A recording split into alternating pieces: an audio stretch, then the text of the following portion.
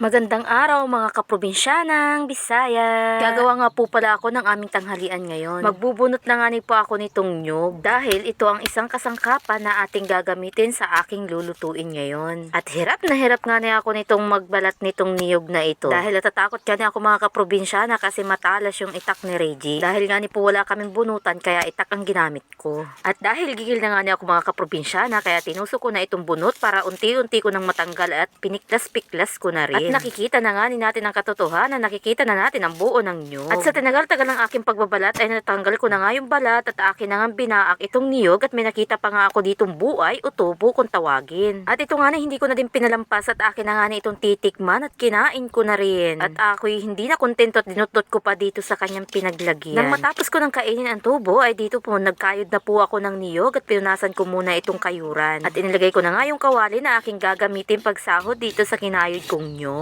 At sa ilang minuto ng aking pagkakayod, pumunta naman ako dito sa aking gagawin namang sinarubot. Ito nga po pala yung saging na tiniba ni Reggie. At akin na nga po itong binabaltan tapos sinihiwa-hiwa ko na ng maliliit. Ganito nga po pala yung ginagawa namin dito mga kaprobinsyanang Bisaya. Pag nga wala kaming maisaing, ito ang ginagawa namin, sinarubot. Malaking tulong nga ito sa amin mga kaprobinsyana kapag may saging kami. Dahil nakakabusog din naman ito mga kaprobinsyanang Bisaya. Ay kung hindi pa nga kayo nakakatikim nitong sinarubot o pinakro, dumayo na kayo dito sa aming probinsya. Huwag kayong maiinip mga kaprobinsya, panood nito. At nang matapos na ako, ay ginata ko na nga itong kinayod ko, tapos inilagay ko na din dito sa kaldero. Yung gata ang magsisilbing pampaluto dito sa ating lulutuing sinarubot. At syempre, bago nga natin maluto itong ating sinarubot, ay magbubuhay nga pala muna ako ng apoy. At unang ginawa ko sa pagbubuhay ng apoy, naglagay ako ng bunot sa kalan at nilagyan ko ng uling. Tapos kumuha ko itong kapirasong papel at akin na nga sisindihan itong lighter. Nung masindihan ko na nga yung papel, ay inilagay ko na dito sa ilalim ng kalan. At tingnan niyo naman ako mga kaprobinsya na nagmamagic pa ako nitong uso. At paglipas nga ng ilang minuto ay lumakas na nga ang buhay nitong ating apoy at talaga naman nagbabagabaga na kaya isinalang ko na rin tong kaldero at kumikintab pa nga na pwede kang magsalamin. At paglipas ng ilang minuto ay kumulo na nga itong ating ginagawang sinarubot. Kaya agara naman akong kumuha ng sandok at aking hinalo na para pantay yung pagkakaluto nitong ating sinarubot. At luto na nga ito mga kaprobinsya. Syempre para mas masarap ang kain natin itong ating sinarubot ay nag-iihaw na nga ako nitong tuyo. Masarap iulam ang tuyo dito sa sinarubot. At talagang pag ito naman ang katuwang ng sinarubot ay talaga namang mapaparami ng kain ka.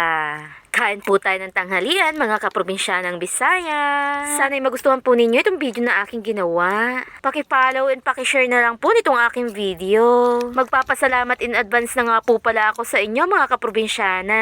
Muli po, kain po tayo ninyo. Ito na po ang aming magsisilbing tanghalian. Dahil dito, sarap na ako sa kinakain kong tuyo. Ay talaga namang hindi ko po maiwasan na hindi malagyan ng tunog yung aking pagkain. At kung kayo nga ni po'y natatakam na din ay dumayo na lamang kayo din sa bahay. At kita din po ay gagawa ng sinarubot na may partner na tuyo.